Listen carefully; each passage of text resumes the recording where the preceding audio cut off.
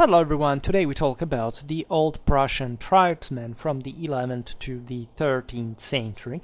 This is the first time we talked specifically about the Old Prussians that, as you know, were an ethnic group belonging to the Baltic tribes in the early and high Middle Ages. They were in fact of Baltic origins themselves, similar to other peoples like the Lithuanians, the Latvians, and the Old Prussians were distinguished by their own language, culture, and custom that set them apart from neighboring groups.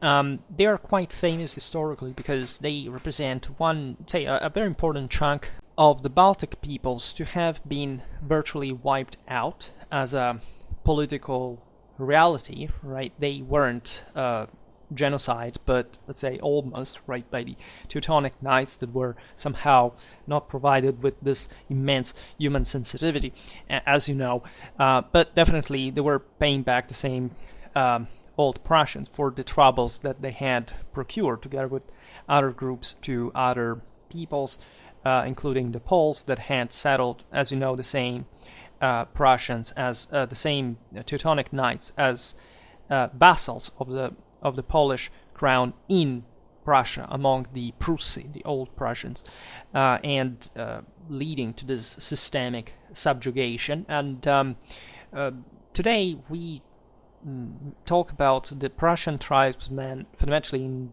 sort of general background for arms and armor, sort of military culture, mindset, etc. So it's for our historical military units series. We'll talk at some point separated videos respectively about the Prussian tactics, organization, and more. And just from history, we have to talk about the Baltic Crusades more. I really hope that to happen. I can. The only thing I regulate at this point is, besides the specials, are the choice of the historical regional series videos, so we can check out these peoples specifically, but it's just it's not the first time we talk about the Baltic Crusades, but definitely we have a lot to cover that we haven't so far.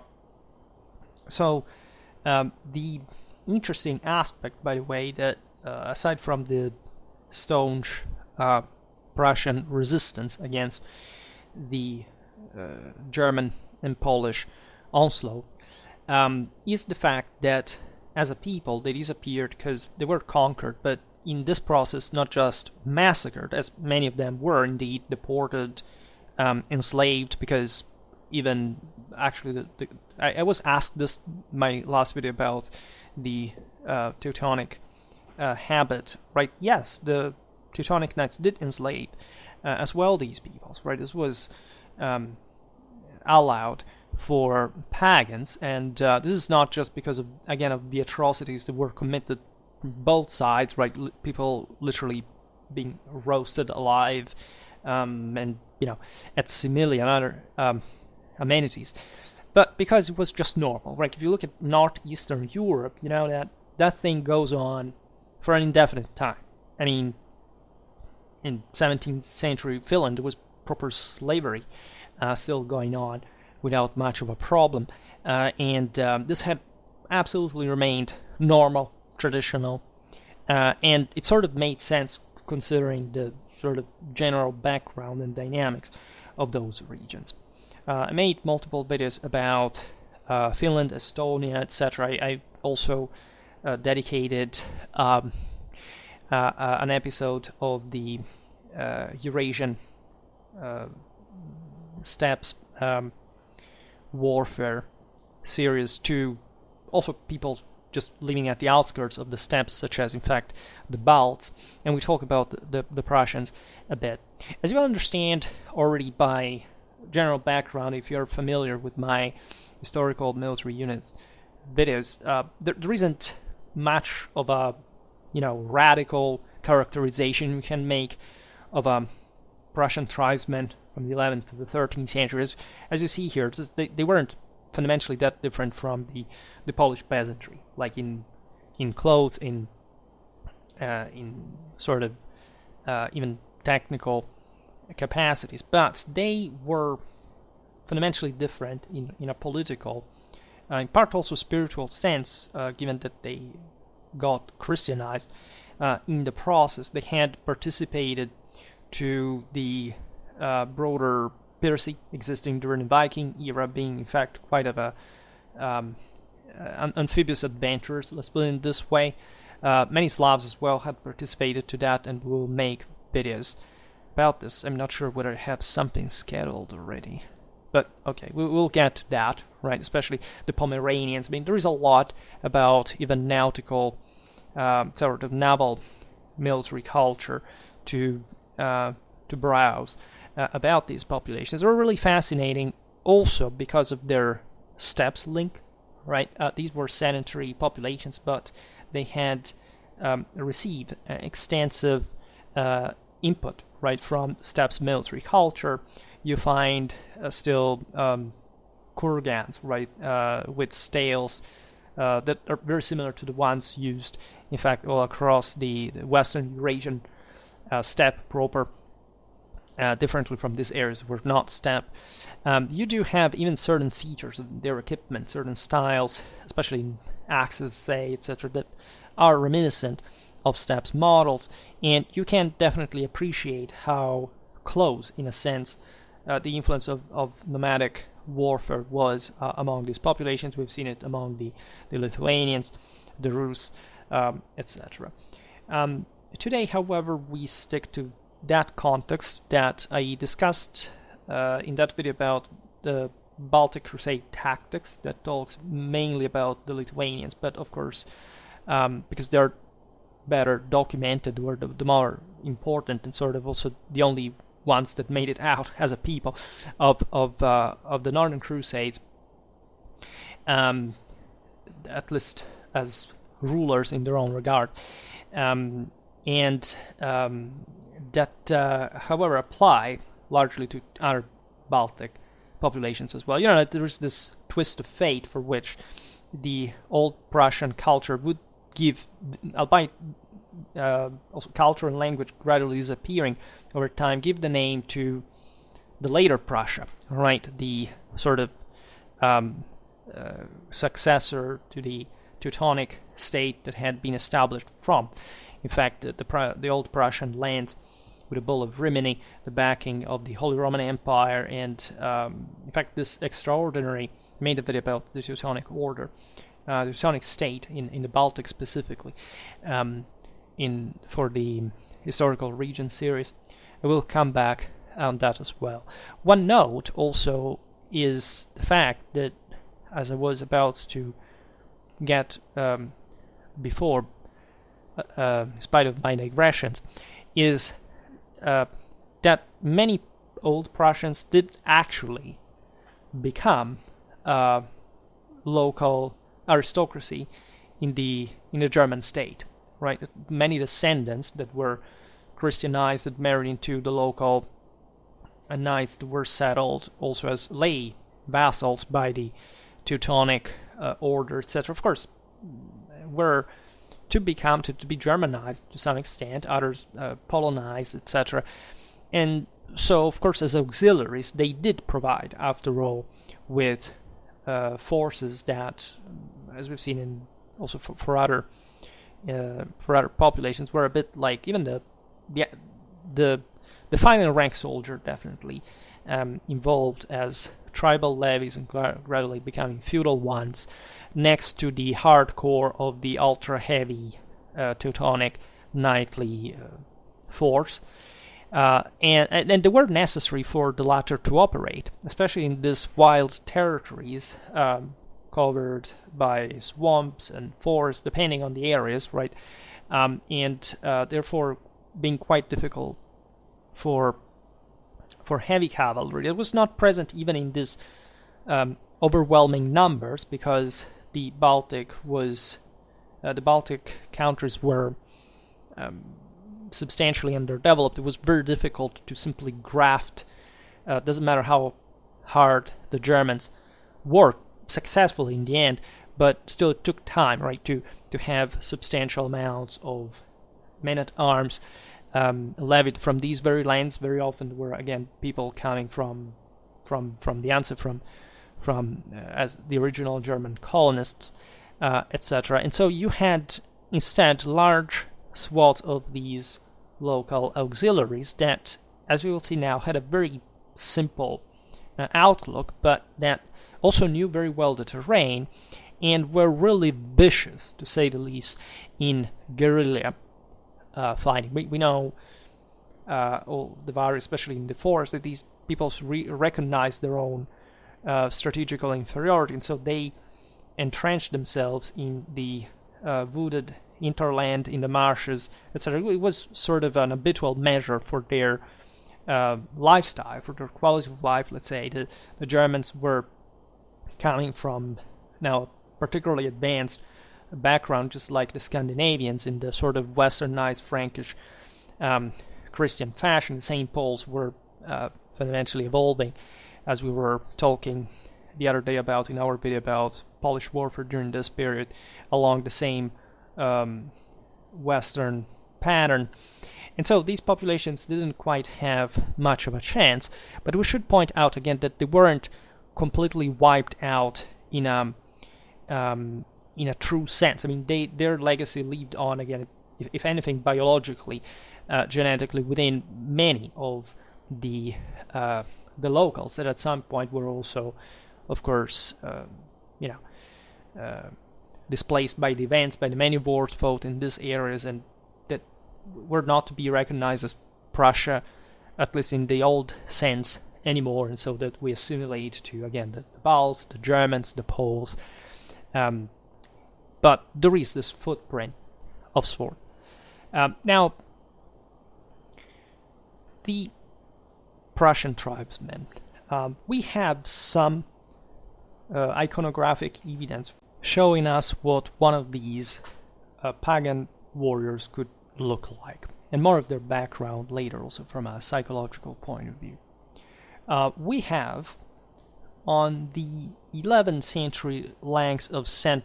Maurice and the 12th century bronze doors of the Gniezno Cathedral in Poland, important depictions really indicating especially what the Prussian dress was basically looking like, which is pretty much again the same the lower estates in neighboring Poland would look like. There's of course nothing strange about this. Again, the material poverty, especially the Baltic area, was traumatic, brutal, shocking, violent to a degree you can't even understand here. These guys live literally out there. And of course, in the wild, they had their own villages, they had their own communities, fortifications. They weren't complete savages, but by European standards, at this point, average European standards at this point, were substantially underdeveloped. They had few resources to centralize from. That's why they dedicated themselves to this sort of guerrilla style, and why they were obliged at some point to face the enemies in ways that would try to avoid as much as possible frontal attacks, especially from, say, the heavy cavalry, say like the one of that the Germans and partly the Poles also could field against them. Right, we will see this better in the video about tactics, but the general sense here is what I described at length in those videos about the Norse war bands. Right, they're comparable. I mean, every European people originally was about that at some point in their history, but literally, and especially in those videos about the transition, say, from, especially for Scandinavian history, from the tribe to the feudal monarchy. And so this process of increasing collective discipline in hierarchy, in fact, establishment of an actual military institution. The Prussians were recorded at some point by these high medieval sources as literally having berserk-like fury. I mean, they still use that, right, in Eastern and Northern Europe, but also in the Balkans at some point. These practices still at this point were still alive to some degree. At least they had changed. The world had, these countries themselves had been growing and modernizing and secularizing to their own degree. But definitely these were communities were still, again, the function of a beast warrior had a sense, but within these communities, right? When they had instead to face like a 13th century feudal army from along the Western model, it was a completely different thing, right? So we have actually pretty large numbers given by the sources regarding the actual manpower available to these peoples, which at some point can be exaggerated. Some say even, if I'm not wrong, about the Prussians, 40,000 men. And this makes sense if you understand, of course, that most of their adult males were militarized, right? They had a kind of lifestyle that, far from being sort of a professionally drilled group, had distinctive fighting capacities due to experience acquired in raiding, cattle raiding warfare, this kind of things, so like this constant feuds, harassments, showdowns with other tribes, other villages, for which this was just the normal levels of political fragmentation of the Prussians that were also divided in many other subgroups, right? And so when we talk about the old Prussians, yes, they had a distinctive identity, but let's say we read this from some sort of ethnographic simplifications from the literate Christians that surely knew, as some of these authors will quote now,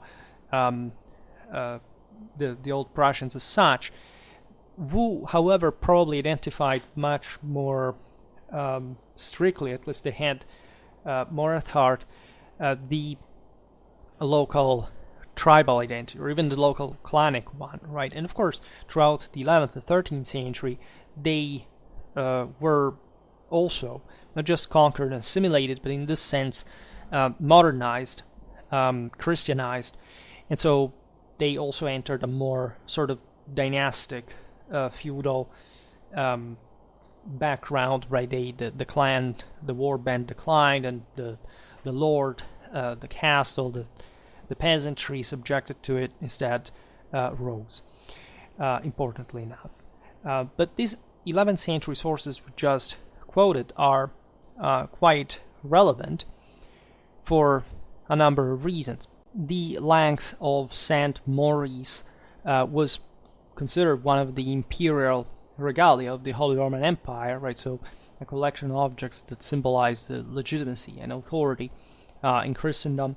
At the time, were used during the coronation ceremonies, emphasizing, first, the close connection between the empire, the Catholic Church, and the work of evangelization was being carried out during through this crusades in the Baltic that were joined by these also recently converted people such as the St. Pauls, etc. You know that for the Germans, the Poles, the Baltic becomes a bit like the place but even for the Czechs, where every great ruler has to go fighting, like to show that he's really devoted, that is successful, and so on. Königsberg is founded after Ottokar II of Bohemia, so you have this quite consistent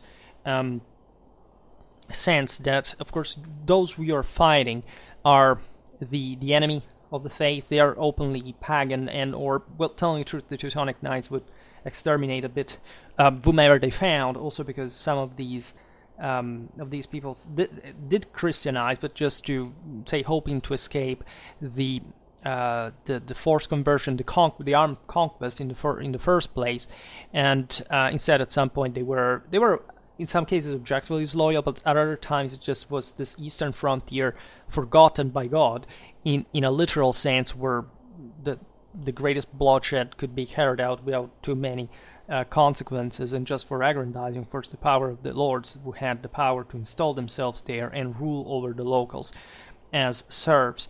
And the bronze doors of the Gniezno Cathedral in Poland also hold a very great significance in this, because they were created in the 12th century, depicting various religious scenes, including those related to the very famous evangelizer Saint Adalbert, right, that had been martyrized among the same population. So, the way that the sense of vengeance and religious fervor stemming from his memory was a great gluing factor for all these Central European monarchies that had been essentially tied together a bit by this sort of common saint, right? And so it symbolized again this cooperation, right, in the further Christianization of the East and the expansion through these crusades,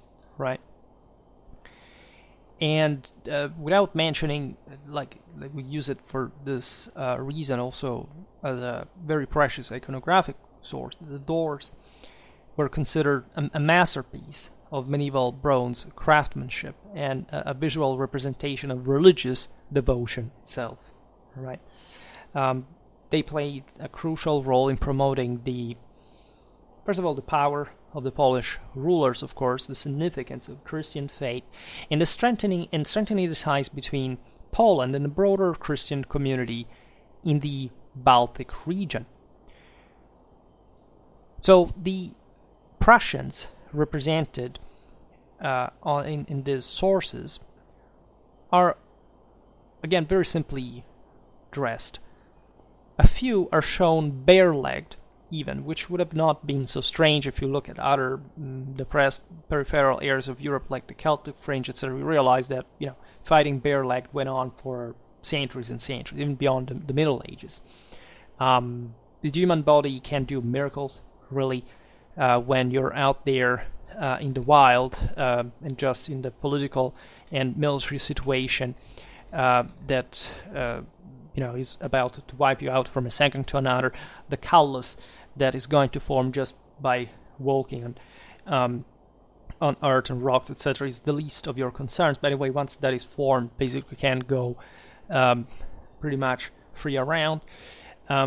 Some Prussians wore the sources fur jerkins reaching to the waist or hips, which is something you do not see among the Polish peasantry, and that can speak of some very light form of armor that still did something, right? So this highlights the militarization, the warlikeness of these individuals, the fact that they had to concern themselves with some degree of protection. And this is normal. Like a Polish peasant already by this point would be fundamentally protected / subjected to a lord to whom a part of the harvest would go, just to be armed and trained, etc. When people worked, and he's the guy who takes care of the banner. And also with this more advanced forms of warfare and sort of elite professionalism. While the Prussians, as most Baltic tribes, do not quite have much of that. Yes, they do have cavalry themselves, even heavy one at some point, but of course in much lesser quantity, systemically, than these Western foes, right? And so, as a consequence, the Prussian people is freer, but this means also they have less protection. So as we've seen, these groups tend to be more involved into violence, and they likely need this greater amount of protection for the individual on average. Now this may be a coincidence from the source, but the idea fundamentally is along that pattern. In any case, these are just sort of fur jerkins that do not quite offer the ideal protection that you can imagine, nor they're probably meant to be that. Rather, this could mean that the guys were sort of more likely living in the wild than the average peasant as well, and so they need this greater capacity of retaining calories, and the fur jerkin would symbolize that. In fact, we do not see really a real type of armor, right?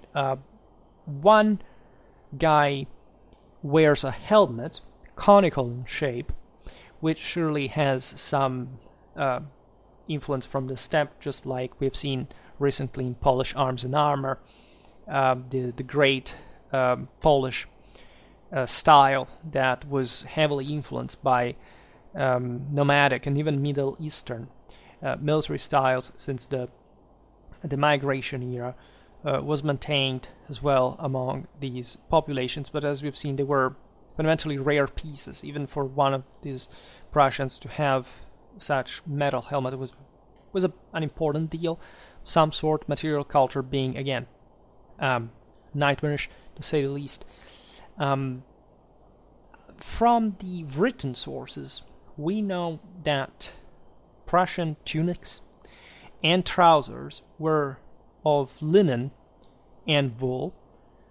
This also, together with the information itself, showing a degree of especially trade openness of the Prussians, if anything, because as we've seen, they had carried out a very similar lifestyle to the one of the Vikings, at least those living on the Prussian coast.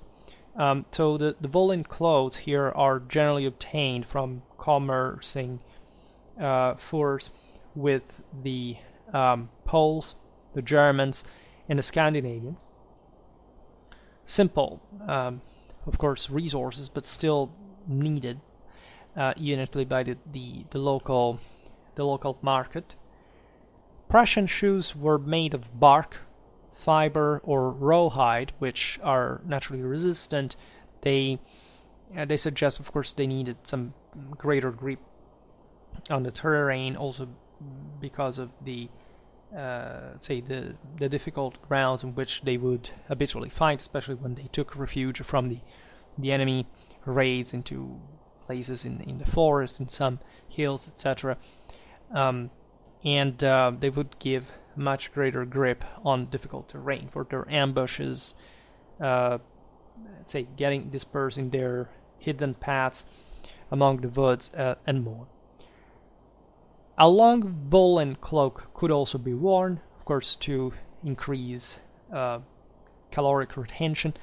It would be pinned with a large bronze fibula, and we do not think it was used in combat, given that it would have sort of hampered the movements, etc. You can actually use some weapons in combination with cloaks. It's a thing in fencing, but it's mostly in order to preserve the warrior for the great fight, in which you had to be quite agile, right? And especially remember this, not getting too long into melee, right? Especially against heavier opponents. Hit and run tactics were a bit the norm. The preferred tactics of the Baltic peoples were sort of pinning down the enemy along some sort of natural barrier behind which they could defend themselves, and trying to attack them on the flanks, right? And of course the enemy carried out similar tactics with infantry forces on the wings from the same peoples, etc. So these were pretty bloody affairs, needless to say. The Prussian clothing was generally bleached, undyed, or white, right? We have the mention of white tunics, in fact, being banned as heathen by the Teutonic Knights in the 13th century, in spite of the fact that, of course, their own habits were white. I made a video specifically, as I was saying before, about the Teutonic Knight habit at this point in history.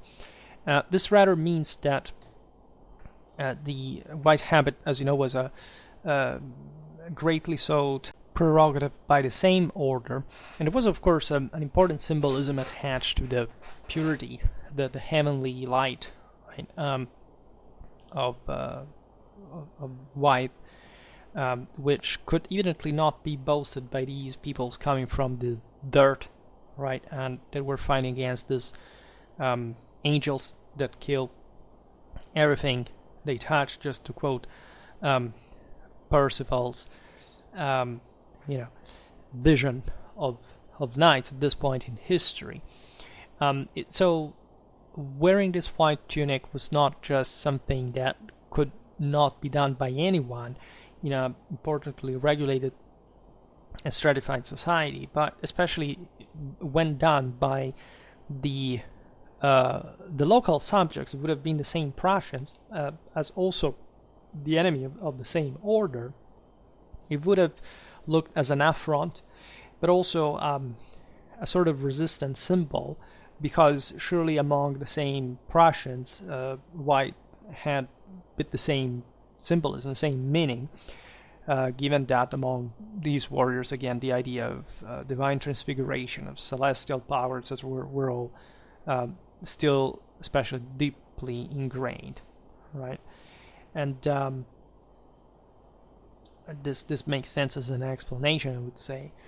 Prussian chieftains likely wore some ornamental belts of silver or of gold plaques that were, as well as with other silver and gold ornament that were a bit the same concept, right? Gold is the one of the Asgard, of the Aesir, is the divine element that sublimates in the same sort of whiteness. Silver is a bit the idea of the this heroic sadist, like not a divine one, but one of the leaders that have fallen from the golden to the silver age, but that still have that sort of leadership commitment. And so in front of community the community has to be saved by them, they would show off. Consider that speaking of the steppe influence that was received by these populations, that the poorest ones, the peoples that were habituated to migrate on a regular basis, even a semi-nomadic fashion, taking with oneself the riches, and especially say adorning their own arms, armor, and belts, etc., with such precious metals, was a huge deal. Was a way of recognizing who you had in front of you, given that the societies, as we've seen, being not particularly stratified, were also relatively similar to one another, and carrying with oneself, given the itinerance also of these warriors, a bit of all their wealth, right? Naturally, throughout this time, and also at the beginning of the arc, you would see many, say most old Prussian leaders being fundamentally sedentary, right?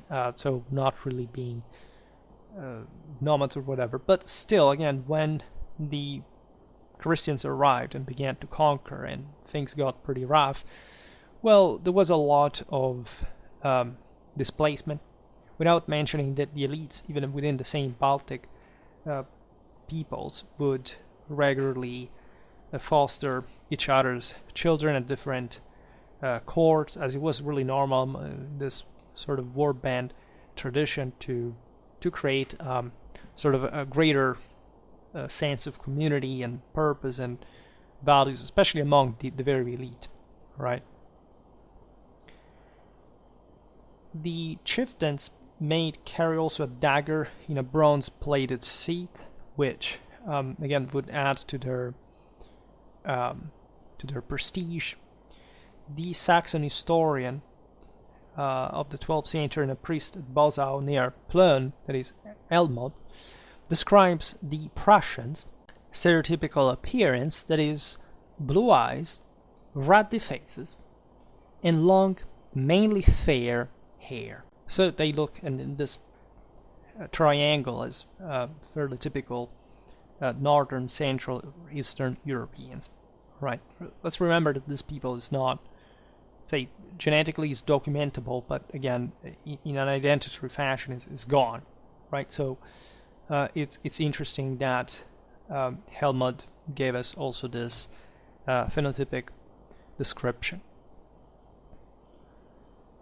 In spite of the fact that some sources tend to indicate that round shields were still to be found in use, at least in the 11th century, the iconographic sources mention, without any exception, interestingly enough, smallish almond-shaped wooden shields. This is fascinating for a number of reasons. Of course, in the 11th century, you would have had still a sort of Viking era vibe from the local equipment. As we've seen, these guys had mingled with the same Norse to some extent in their piratic adventures.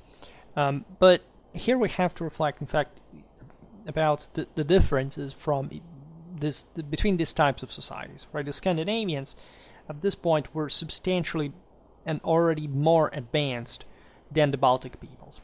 We've seen it fairly well in those videos about, say, medieval Baltic, what the Scandinavians arrived like to achieve what in the Baltic lands.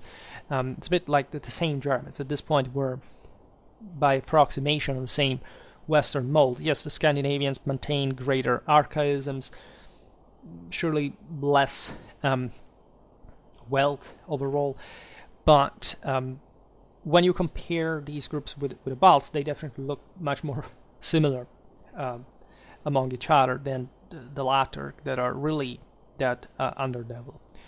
So the round shields used during the Viking era had been, well, basically the ones even stemming from the migration era, etc., and they had a specific function within the say the flat type that you see most of the times within the collective formation. Right, we often think that there is some sort of machistic hype about, the shield wall and all this thing, but as a matter of fact, these flat shields are designed for are just also to overlap among one another. The shield wall is not essentially an offensive tactic or whatever. It's just what you use to parry blows, and during most of the engagement, it is not about melee parrying, say, from missiles, right? Protecting yourself from missiles, and it's, albeit a pretty universal compromise, also a relatively cheap type of shield, because it doesn't offer you this immense protection, for example, to the limbs, to the legs especially. And most warriors historically, let's say of the heaviest type, first of all, would have the smaller shields and or more enveloping ones, especially the latter, to essentially act more independently within the melee, which is not exactly what they were designed, even the elite elements were designed to do just per se, but that are very important in a military culture in as much as they can still show within a, say, disciplined and say close order formation, that important level of individualism that can still be adequately framed and profitably exploited within a collective training, right? And the majority of troops fighting shield walls, let's say, would be levies, right? It wouldn't be great warriors or whatever.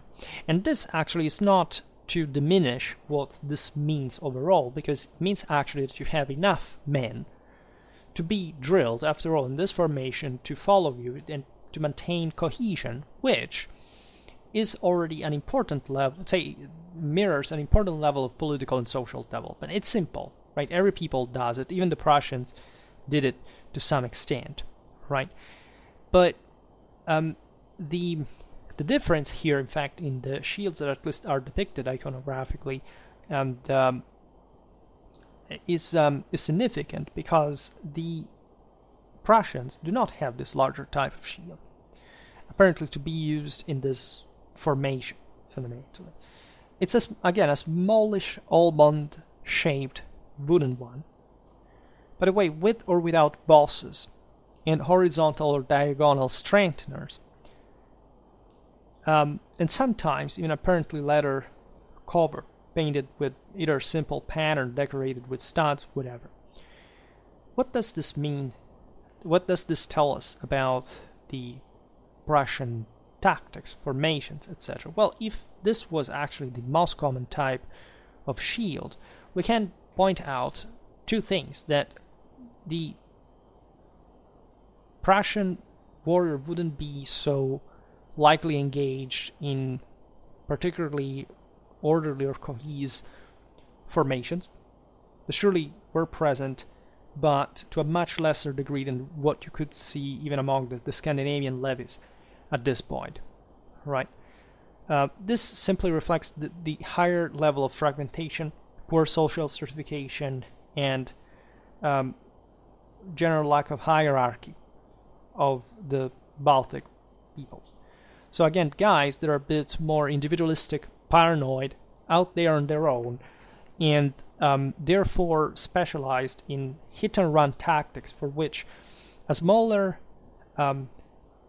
shield, especially with this more apparently anatomic silhouette, even though it's a small one, so it's one that tends to follow that pattern, but also unitly is cheap enough, right, and light enough to grant more mobility, actually less protection, but still one that you want to take seriously, to be a standard one to use simple information, but of a guy that can be caught out there in the wild and having to run into the forest, or running fast even in open ground while chased by, say, mounted enemies of this kind of stuff. The interesting reinforcements, I mean, not always present there, could reinforce the idea of the necessity of the overall shield, especially the diagonal ones, resistance overall. So not just one coming from let's say, from blows on the edges, let's say, but one that could save your life, even trusting important hits that this shield had to absorb and or deflect when likely being, arriving to the most vital parts of the body, especially the chest, given how, of course, the shield is used. And therefore giving us a much more hardcore, dramatic, violent, and sort of unhinged level of individual involvement in fighting, which goes in parallel with the berserk thing that we were talking about before. And that effect is not that if you look at, for example, among the Germans of the migration era, you realize that the southern you go, of course, the more the wealthier the Germans were. And instead, the northern you go, if you look at the early Anglo-Saxon shields, for example, they're very small, light. You understand, it was sort of less cohesion among these groups because they were less developed hierarchical systems than, say, the ones that the Goths or the Franks or whomever had been developing in that more feudal direction, with a single guy, a freeman that has a hell of a panoply after all. So this is my interpretation of especially the shields evidence from these guys that really reflects a lot of that sort of ancestral background which these populations had stemmed throughout the centuries. And again, we don't know too much about Baltic warfare in ancient times, but we know for the few that it was described like by the Romans and other sources was terrifically brutal. These peoples had to defend themselves from different competitors, the Germans from one side, the Slavs and during the migration era, shepherds, right, from the steppes. And so between the hammer and the anvil, basically, and so having a terrifying sort of a background, doesn't matter how much they could earn through the Amber Road at Similia, were some of the least developed areas in Europe, and they maintained, therefore, their guard high in terms of how much an individual could find themselves in trouble, knowing how to fight and getting out there alive if we could. This is the painfully grim reality we're presented with, because from one side, again, we have this ethnographers of this period looking at the old Prussians and saying, well, these guys still use animal fury in their battle. They throw themselves on the enemy. They are supposed to just die or win, and there is no alternative, basically. But when we look at what they actually would do, aside from the fact that animal wars at this time were just declining pretty much everywhere, they had already done from centuries, but they weren't, especially the making up the majority of the population. But especially in these cases, in fact, we see that even pretty large and at some point even overwhelmingly superior numbers of these Baltic auxiliaries would not want to face at all their elite mounted opponents from the crusading side in open field at all. And so they had, of course, rationalized the fact that times had changed, that their same warfare had to adapt to the new challenges that were, however, similar to the ones they faced also among one another to some degree. Right? Of course, a people's military culture is primarily designed to cope against basically the equivalent of themselves, but at this point they intelligently find sort of these other strategies and tactics that, albeit declaring what was in fact the reality, is they were inferior to their opponents, they still were the best choice after all, albeit in a broader civilizational and cultural sense they would lose big time, not before a bitter fight. That is the case. The Poles had not managed to subdue them. Again, that's why the Teutonic Knights had been called. These are the same times, by the way, in which Poland is still ravaged by the Lithuanians. I mean, later we know, of course, of the Polish-Lithuanian Union, made multiple videos about that. But originally, these Baltic peoples were also the enemies, in a broader sense, regionally, of these Christian monarchies that had been founded by various dynasts, and that represented definitely their greater enemy. They didn't have actually the capacity of conquering them, but they had to launch these raids insistently if they wanted to remain alive in preventing this expansion to occur. And with the Poles, it even sort of succeeded. Poland, of course, had more problems internally than they would have from these guys, but say the latter wouldn't help quite much, so they decided to call the Germans. That, of course, have this very, again, ruthless and practical way of just doing the thing, right? Conquering everything that they could. Like, just it had happened with the Teutonic Knights in Hungary.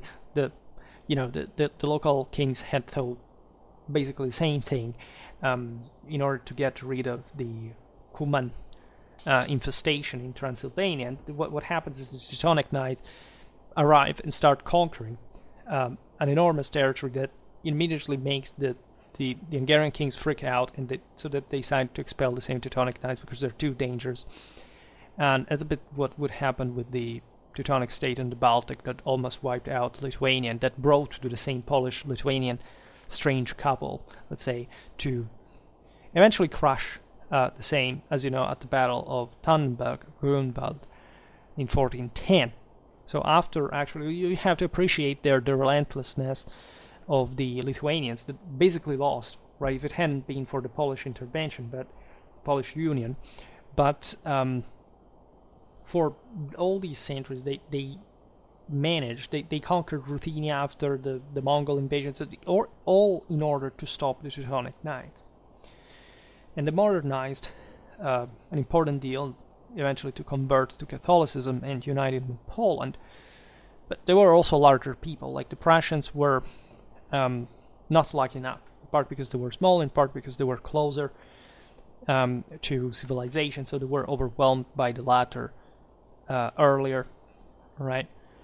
And it's difficult even to classify. I mean, these peoples lived at the mouth of the Vistula. That was a very strategic point that eventually the Poles lost until, in fact, the defeat of the Teutonic Knights as the easier, and at that point only access to the Baltic, because Pomeranian was also basically Germanized and at some point even controlled by the Danes.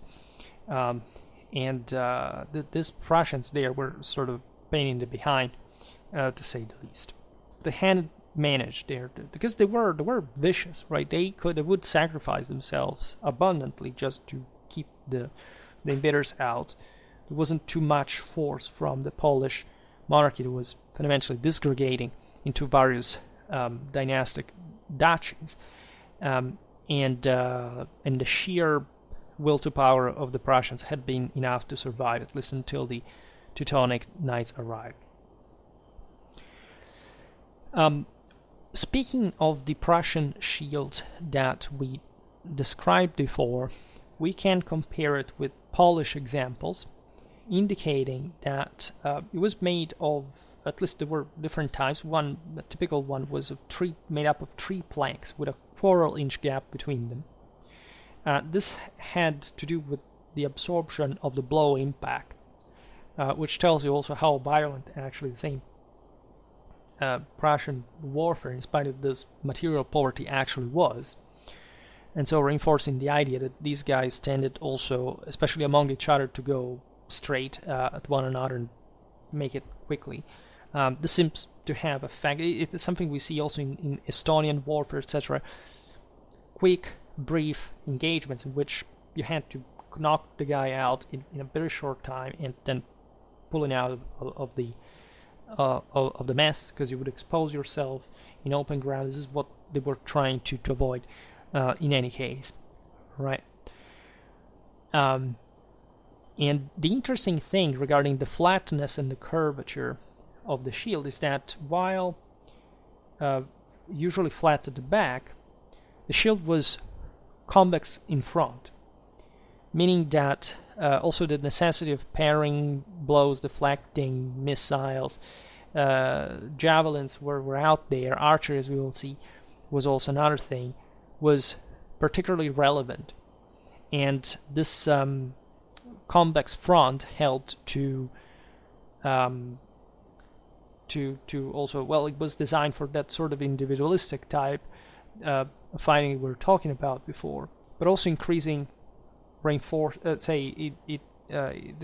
flat bottom was designed likely to offer this extra sort of layer, like depth, thickness to the same shield, and avoiding perhaps even the wielder to expose himself more than much inside the shield in a way, so that it was, yes, that sort of projected towards the enemy, not to stay out there in the fray for too long, differently from, say, the kite-shaped shield that is for knights that are so heavily armored they can't go into, say, the mass of these people and chopping them to pieces without too many problems. So this guy was not designed to do that because it was too light to do that. So individualistic, but also just to pull out in time.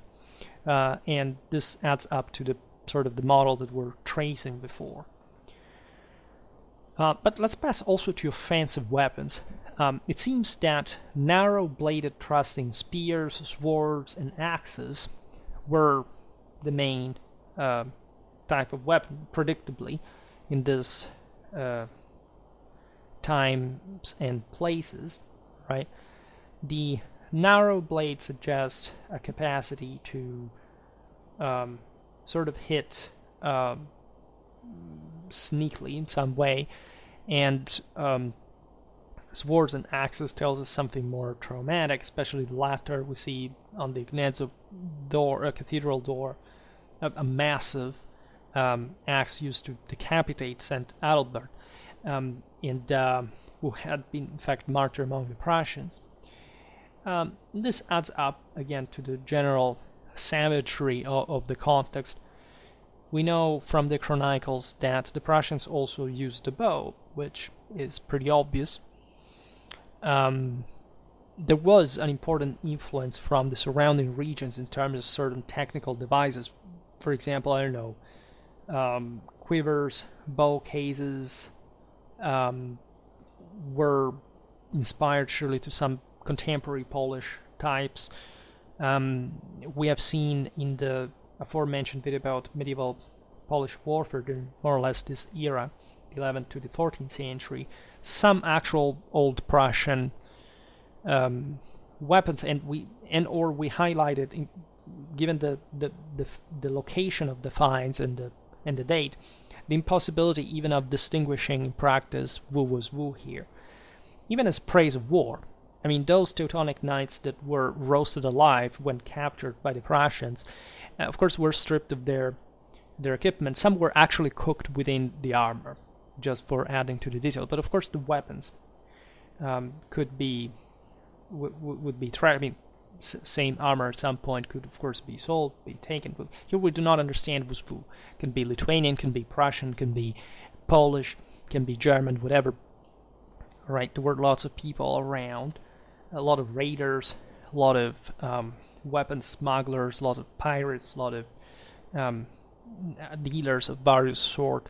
So it would have been perfectly fine to see, I don't know, a Prussian chieftain to wield a very fine bladed German sword. Occasionally, especially to salvage the metal, they would rehilt the swords using some more locally archaic, I don't know, bone handles or stuff like that. And it would tend to treasure a lot. So, as always, like in the outskirts, in the fringes of civilization, you see older weapons used for a longer time because they were so expensive for the locals that they would treasure them, aside from upgrading them, selling them, getting rid of them in some more updated context, like it could be the Teutonic one.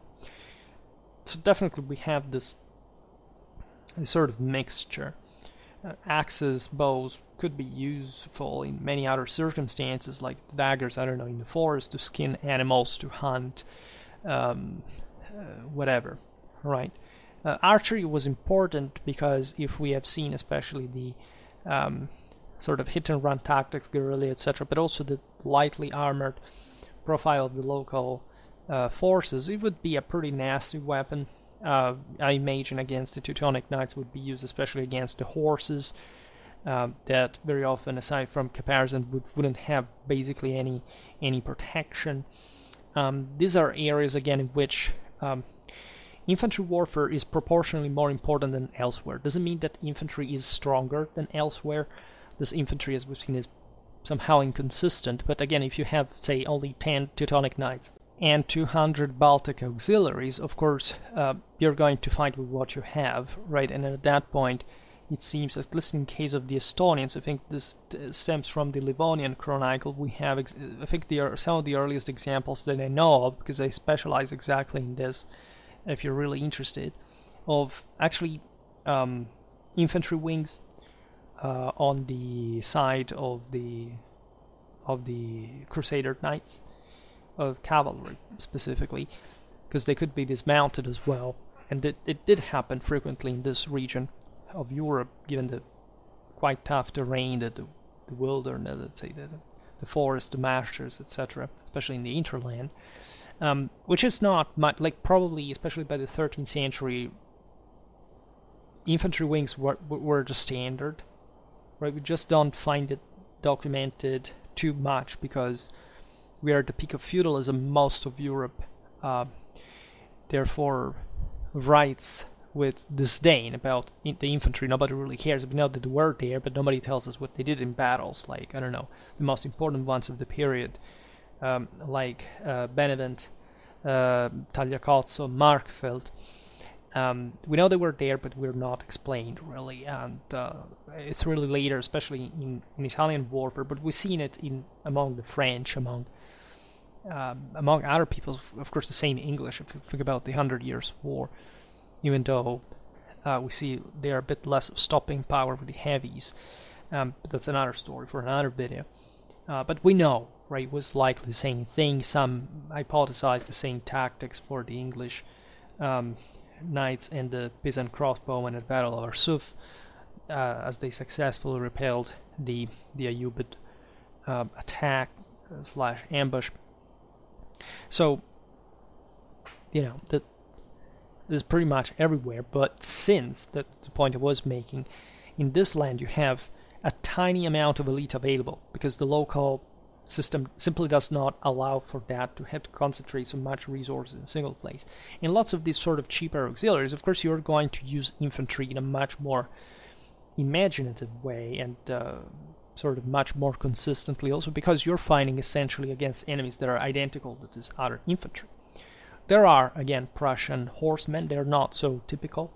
Again, the heaviest old Prussian chieftains in the 13th century, I imagine they could have barely been distinguishable from a Western knight, but they would have been few, right? Say at least a few of them would have been completely indistinguishable, but Of course, you would keep seeing lots of archaisms, lots of lighter equipment, and then there's still, say, probably I will never make a video about an old Prussian cavalryman because it's just so not much of a thing overall that we can stick to these warriors that are, say, interesting enough on their own and more relevant on the field. We see swords from Scandinavia, from Poland, but also from Germany. You can't say sometimes where they were made. In that regard, the Poles, as we've seen, had very sort of German-looking swords. The Scandinavians basically the same. It's the Viking era. So in this era is mostly Germany as a country that civilizes, or as a medium, like it's a medium, the broader Western Frankish civilization that rules in Europe in the post-Carolingian kingdoms. One pinch of steppe flavor, as I was saying before, from an iconographic source, is the narrow-bladed throwing axe.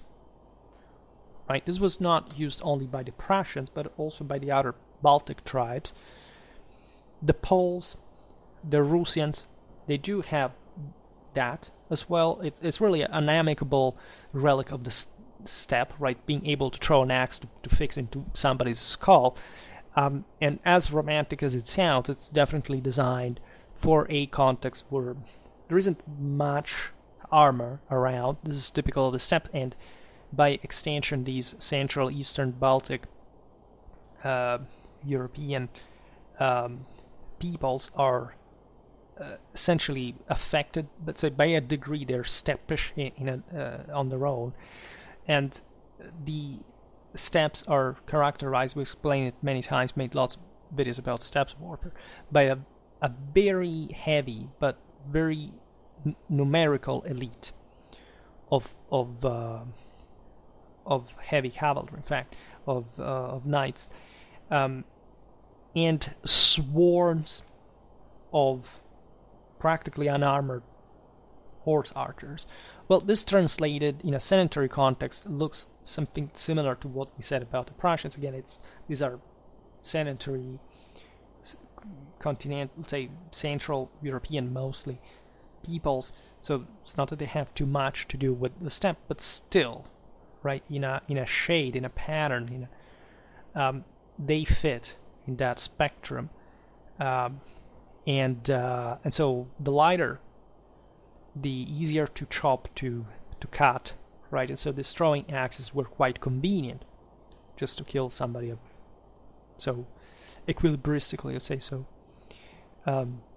poetically, and by throwing the axe, right? It was an important thing. It was also naturally a cavalry weapon, right? If you add the horse speed to a thrown axe, well, definitely you're going to break through that skull more easily, and they can turn out more useful. Say, just by comparison, the axes that the Westerners used at this point were heavier things. It's the so-called Danish axe, right? And why?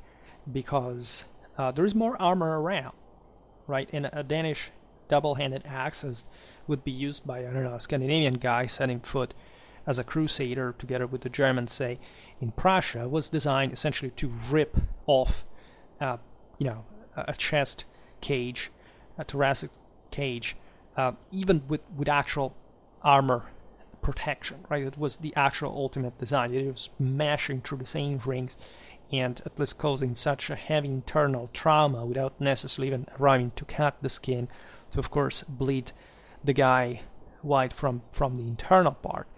The Danish axe is improperly called so because it was just a Carolingian thing originally, but Carolingians had started to go on horseback ever more frequently, and so you can't quite use a double-handed axe, and so you have that more frequently in Scandinavia.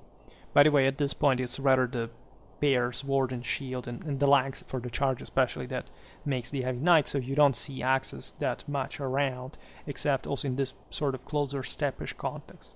It's like, I don't know, the Francisca.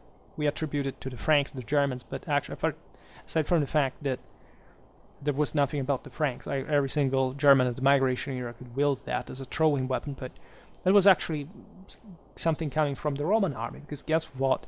There was more armor around and they needed that originally, even though it's a throwing weapon in that case. But it's still designed to sort of damage armor, and the reason being that that type of axe is bulkier. It's not narrow as the ones the steppes guys use mostly, because the latter was used against softer targets than the ones that existed in the West. And the Prussians had it in this broader design, and it is sort of fascinating, right? So speaking of mindset, of course, one can just speculate on the basis of these people's beliefs, etc. One of the most interesting thing for a military historian is to call a psychiatrist and to interview one of these warriors from the past, because I mean, the way these guys would devote themselves would still have this animal beast sort of divine possession practice, and they would live out there in the wilderness. What their sort of personal, cultural, moral horizons were: chopping people to pieces on a regular basis, burning them alive, surely eating them at some point as well. Like it's just something you wouldn't like to know, but you're sort of always tempted, a bit like the Nietzschean statement, if the gates into the abyss was gates into you, and this kind of stuff. But again, the physical resistance of these people must have been incredible, right? The adaptation to the environment, politically, militarily, socially, but even just physically, bodily, materially, would have been something that I don't think there is any person alive today that really can understand what it practically means, especially when you have, I don't know, a Teutonic knight burning your infants and raping and chopping your women, right? This is what was normally done. I have some people here that that fundamentally I'm an imperial Catholic traditional channel, but say it's not that you say that the Teutonics wouldn't do this because there was a rule not to do it, then it didn't happen. I don't know how to explain this to you. We are human beings. We're fallen kinds, right? The Teutonic Knights are not an exception, and this is actually the same thing that the Prussians did. Also because they would have not reached such levels of violence normally if there hadn't been a context of this kind, but just even being a 13th century crusader is not something that I think most people would ever be morally or physically resistant to even survive to. Even if it were just from a moral point of view, you would die instantly if you had realized how these guys were brought up and what they actually believed and how they actually lived, which is what they don't tell you in history books. And so, in fact, yes, the Baltic Crusades are pretty much the sort of most terrifying horror story. The entire Middle Ages, it's not because of the Crusades themselves, it's literally the places and the people, especially that lived there, that made the traumatic atmosphere, to say the least. And it's always fascinating to talk about them. I sadly couldn't find more better pictures about the Teutonic Knights. I prepared some of them, but there is still something relatively copyrighted about them. Doesn't matter how much I altered them with AI or something like that, they look maybe traceable, so I stick to the thumbnails for those. And this one I used because I don't know which thumbnail I'm using, but I have an idea already. It's the guy running. Yes, I'm surely going to use that, but unfortunately there isn't much copyright free, like from the Creative Commons commercial license to use. And so this is how few of an image I can upload on a regular basis in this kind of videos, because unfortunately there ain't much. I search on Wikimedia Commons always pictures from, through the original languages, inserting them as a key for searching, like all the various museums, the various sanctuaries, etc. This is all what I can find.